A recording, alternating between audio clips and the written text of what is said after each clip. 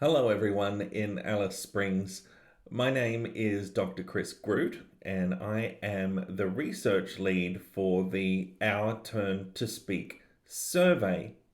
The Our Turn to Speak survey is one of the surveys that will make up the National Stigma Report Card. This research and advocacy project is an initiative of SANE Australia and its Anne Devison Research Centre. It's being delivered in partnership with the Melbourne School of Psychological Sciences and is funded by the Paul Ramsay Foundation. I'm getting in touch with you virtually via this recording this afternoon from my home office because our travel has been restricted due to the coronavirus situation, and we certainly thank you for your understanding. Before I start speaking more about the survey and what we hope to achieve with this survey and how your clients can participate there in Alice Springs, I'd firstly like to acknowledge that I am coming to you from Melbourne here, from the traditional lands of the Wurundjeri people of the Kulin Nation. And I'd also like to acknowledge that I am streaming via video to you here to Alice Springs and the traditional lands of the Arenta people. And I'd like to pay my respects to their elders, past, present, and emerging, into all of the Arenta people who may be watching this video today. I'd also like to extend the Our Turn to Speak team's thanks to the Mental Health Association of Central Australia, to Miralee, and to Nicole, and to all of the staff who had been planning to support our trip.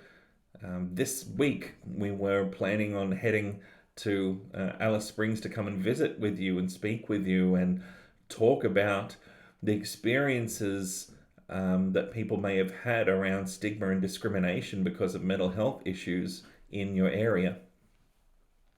And so we're just so very thankful to you for supporting this workaround, seeing that we can't be there in person right now.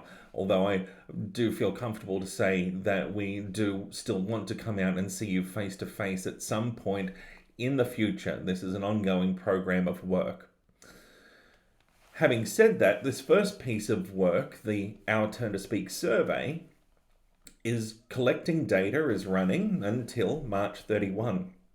So not a lot of time left to open up opportunities for clients and members of the community to have their say. And it's just so important that we do make these opportunities available. So this survey is about life experiences for people with severe and complex mental health issues. And these might be things like schizophrenia, bipolar disorder, obsessive compulsive disorder, post-traumatic stress disorder, severe and treatment-resistant anxiety and depression, and so on. The areas of interest specifically are outlined in detail on the project website. If you Google or if you type in www.ourturntospeak.com.au, you will find the project website. We're aware that mental health problems, and in particular more complex and what have been described as severe mental health problems, are stigmatized in our community, and that people can experience discrimination as a result of that. This project aims to understand what those experiences are across life, how stigma and discrimination plays out in the workplace, maybe in terms of accessing housing, in terms of simply walking down the street and accessing a public park, accessing mental health care, how it plays out in terms of watching the TV news, or interacting with other people on social media. We are complex creatures as humans. We've got lots of different elements to our life. And so this project actually looks at 14 different life areas. And we're looking to understand people's experiences of being treated differently because of their mental health issues. So when I talk about stigma, I'm talking about this idea of predominantly negative attitudes towards the idea of living with mental health issues, and therefore negative attitudes towards people who live with mental health issues. And so this is not a new idea. I'm sure we're all familiar with the idea that maybe the general public may hold stigmatized attitudes towards people living, for example, with a diagnosis of schizophrenia.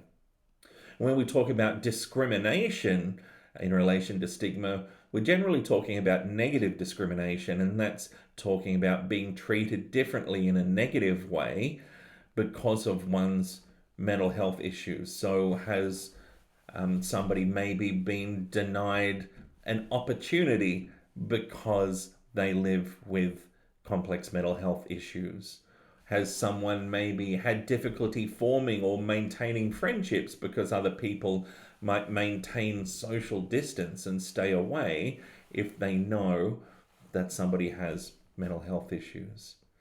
And so we're interested in hearing about all of these problems and giving an opportunity to people who do live with complex mental health issues an opportunity to tell their stories if they have had experiences of stigma and discrimination.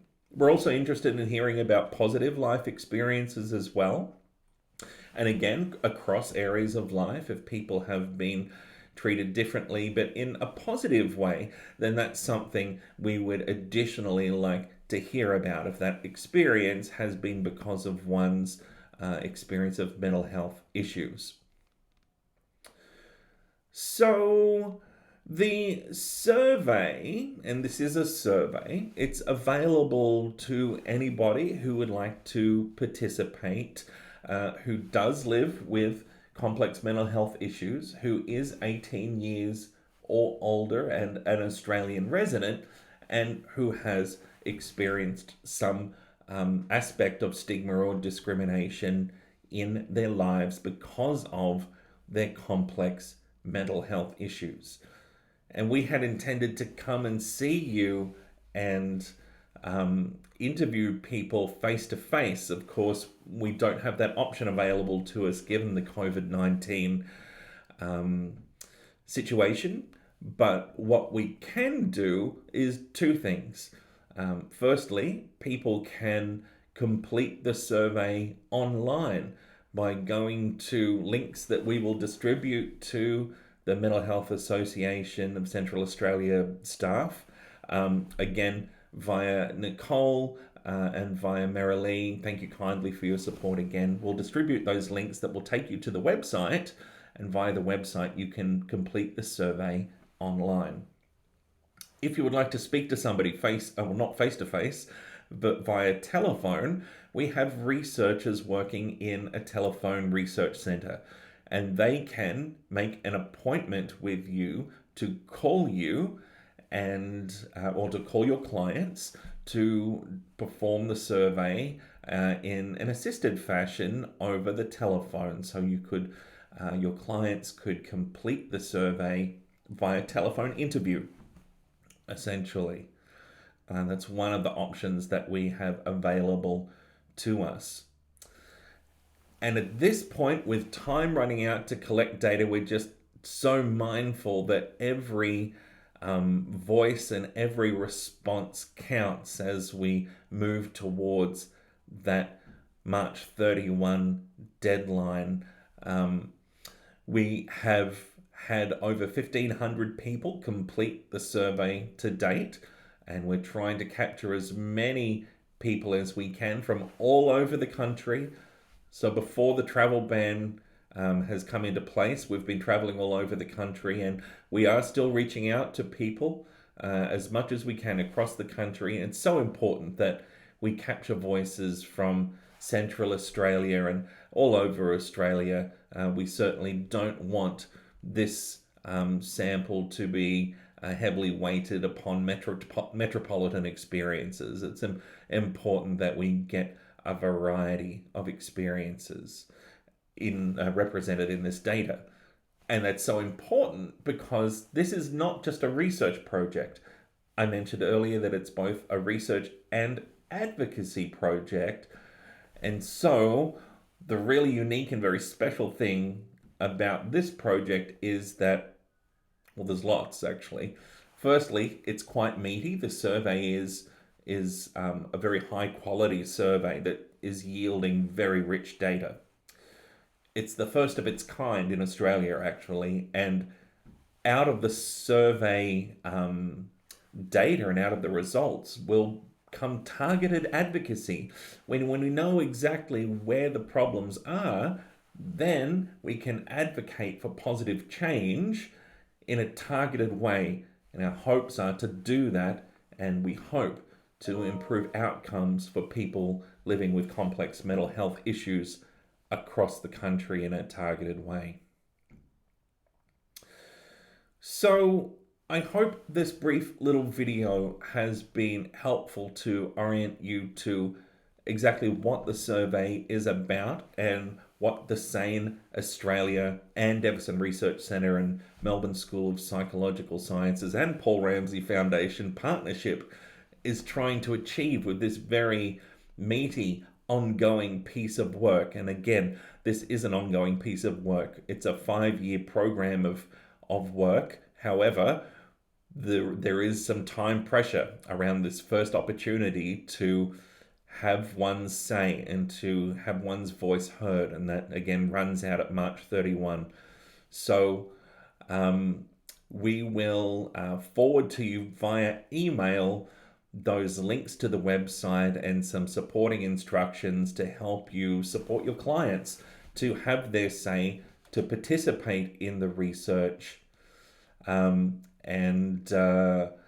It's probably worth mentioning, I suppose, just before I go, a couple of the sort of highline things to think about when we think about this particular research project in terms of risks and benefits. So in terms of risks, of course, the survey by definition is asking about unpleasant things. So it's asking about experiences of mental health issues, and it will ask about things like symptoms. And it also asks about stigma and discrimination. And those experiences are unpleasant and they're sensitive for people and can be confronting for some people. So that's one thing to think about. Of course, the flip side is that based on our observations, many people are reporting having the discussion with a telephone researcher or completing the survey online to be quite validating and being able to actually tell their stories about their experiences as being quite validating, rewarding, and reinforcing for people who have completed the survey. Of course, there's the grander picture in terms of contributing to a valuable social project, and participants also obtain a $25 gift card upon completion of the survey once we've got all that data together following March 31, and we'll be able to liaise with you around the logistics there. They're probably the high points to mention. And you can certainly read more about it in the website and the collateral that we send you. So again, for everybody out there in Alice Springs, thank you kindly for your ongoing support for the Our Turn to Speak research project and the National Stigma Report Card. And on behalf of all of the team here in Melbourne, I'd like to extend our sincere thanks, and we certainly look forward to working with you more throughout this journey. Thanks so much.